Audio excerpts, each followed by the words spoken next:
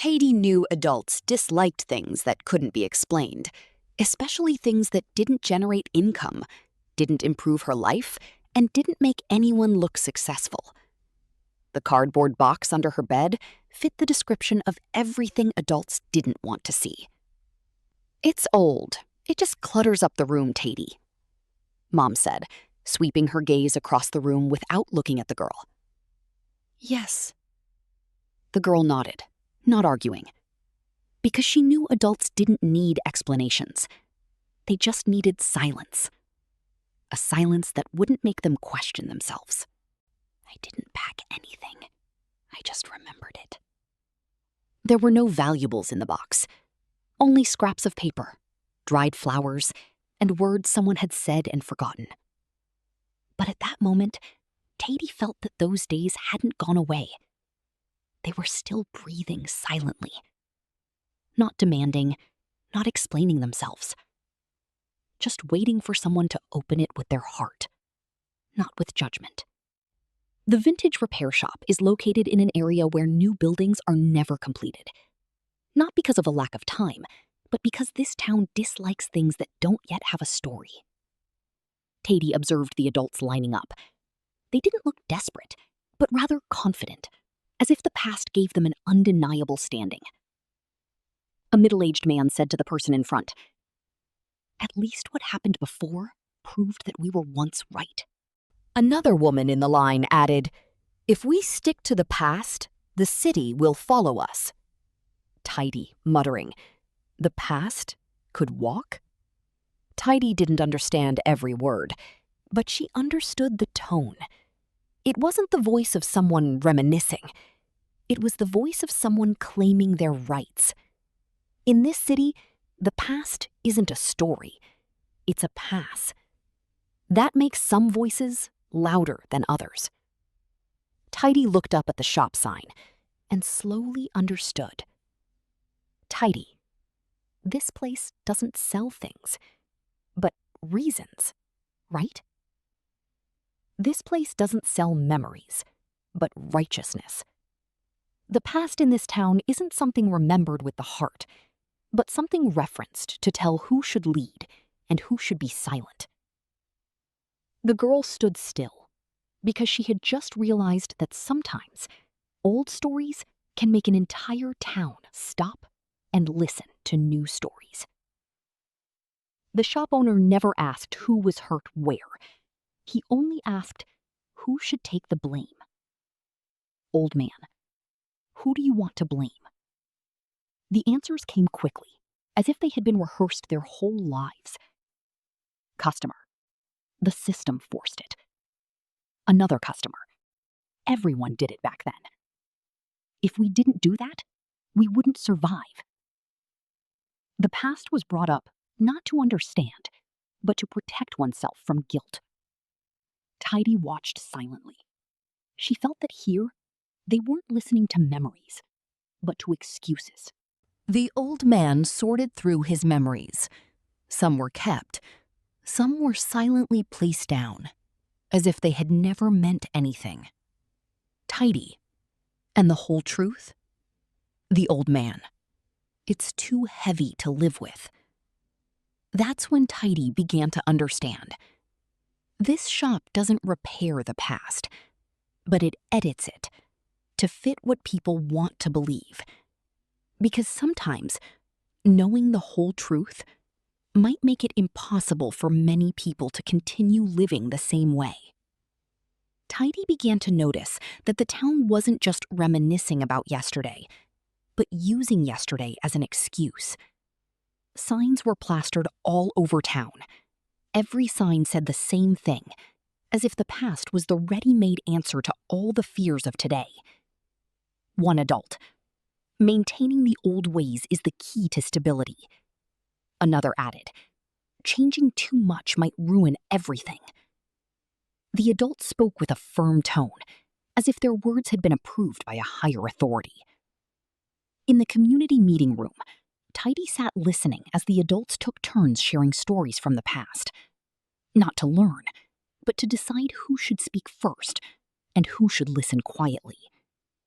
In this town, having enough memories of the past means having more rights. One adult. Let me go first, because I've been here since that day. In the old days, people knew their duty and didn't ask so many questions. Applause erupted throughout the room. Taidy unconsciously hugged her knees. It was then that she understood. The past can become the rule, even though no one wrote it. A rule that didn't say what was right, but said who shouldn't question. And the whole town obeyed that rule, without anyone being sure if it was still relevant today. That night, Taidy had the same dream, but this time, the memory didn't speak directly to her. It spoke for someone else. The voice in the dream, "Remember, good children shouldn't ask too many questions. We did this the other day, and the town is still here." In a familiar voice, like a lesson many children hear, without ever knowing who said it first. In her dream, Taidy saw many children. Each of them was holding a box identical to hers. One child said, "Ours is labeled, 'Should remember.'" But their boxes were clearly labeled, "Should remember. Don't forget. Don't question." Memories weren't narrated.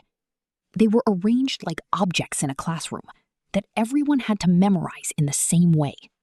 Taidy woke up with a start. Her heart pounded faster than ever. The darkness wasn't in the dream, but in reality, she had just come to understand. Memories can be manipulated, and children are the easiest place to instill them, because children don't yet know what memories are and what commands are hidden within. This wasn't an ordinary dream. Taidy returned to the shop. This time, she noticed a huge pile of documents lined the tables and shelves. Wow, there are so many documents. But no matter how many times she scanned them, she couldn't see the word responsibility on any of the papers. It was as if it were a word that the town had agreed not to write. You didn't do anything wrong. You were just born during a difficult time. Oh, what a relief. The old man spoke with a steady voice, as if reading a long repeated phrase. The client nodded with relief, as if a heavy burden had been lifted from his shoulders. The past was being rearranged, not for understanding, but to free someone from the consequences of that decision. If everyone is innocent, then who has to fix it? It's children like you who have to live with the consequences. The answer wasn't loud, but it was powerful. Taidy understood immediately that this wasn't a shop that repaired the past. It was a place where mistakes were spread from those in power, passed on to the future, where there was no voice to object. And that future often looked like the 8-year-old girl standing before her. Taidy unintentionally stood beside several adults.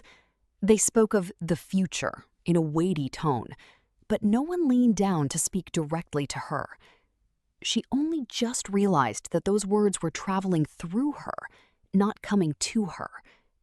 One adult, "We did all this for these children." Another voice, "If a child can still smile, it means we're not wrong yet." Taidy tried to smile, not because she understood, but because she felt this was what was expected of her. She was beginning to understand her role. She wasn't just a listener, but a supporting character in an explanation. The children in this town weren't raised to think, but to make adults' decisions seem more rational and gentle. Taidy murmuring softly, "I wasn't even asked." This is the cruelest twist, not because someone yelled at the child, but because innocence was used as a shield against the failures of adults. When children seem innocent, mistakes can still be hidden. And in that silence, Taidy begins to realize that being used unknowingly hurts more than being directly reprimanded. Taidy returns home. She opens the box no one else wanted to open. She takes out the items one by one, unhurried, fearless. She doesn't ask who is right or wrong. Instead, she asks herself, does this help me understand the world, Or is it simply teaching me to obey it? Taidy muttering, is this a memory or an order? She didn't destroy it. She didn't condemn it. She didn't get angry. The resistance of an 8-year-old girl wasn't shouting, but rather not automatically passing it on. Taidy, I'll only remember the parts that make me understand. Taidy chooses to remember only the parts that allow her to question them, not the parts that make her blindly believe. Sometimes, silent disobedience is the change that adults are slowest to hear. Taidy looked at the city with a changed gaze. She wasn't just looking at the buildings, the streets, or the people. She began to see a system that nurtured disappointment in an orderly fashion. Like a machine that worked silently, but never stopped. Taidy, this city looks the same, but it's not the same anymore.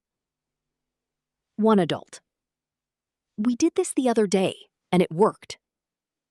Another replies, don't ask too many questions. It'll just complicate things. Whenever questions are raised, the past is brought up. Whenever damage occurs, the past is used as an excuse. This city isn't afraid of the future, but it's afraid of the day it has to say, we made the wrong decision. Because that sentence will shake the entire narrative simultaneously. Revisiting the past is no longer a personal matter. It has become a mindset that perpetuates disappointment endlessly. Taidy, I understand now. Taidy understands that the nest of sadness isn't just in the box under the bed. It's built into the way this city teaches people to remember. And as long as remembering is used to avoid responsibility, that sadness will always have a place to reside. The box is still there. Yesterday is still there. But since that day, Taidy hasn't opened it every day anymore. I haven't forgotten. I just haven't opened it today. She chooses to use it today, even if it's imperfect, even if it's confusing, and it might become a memory that leads to disappointment in the future. Because she's beginning to understand that living requires more from the present than from referencing the past. An 8-year-old girl learns that if we dwell on the past, we often find a nest of sadness. Not because the past was cruel, but because we expect it to replace the courage of the present. Growing up isn't about forgetting, but about remembering without letting it dictate every step ahead. A little sweet, a little bitter, and too true to comfort everyone, but true enough for a child to choose her own path forward. An 8-year-old girl can't change society, but she chooses one thing. She refuses to be a repository for anyone's failures. The sweetness is living her own life. The bitterness is knowing that many adults still can't do that. And the world goes on hoping that children will understand more than they need to understand. Taidy keeps going, neither too light nor too heavy, just enough for herself.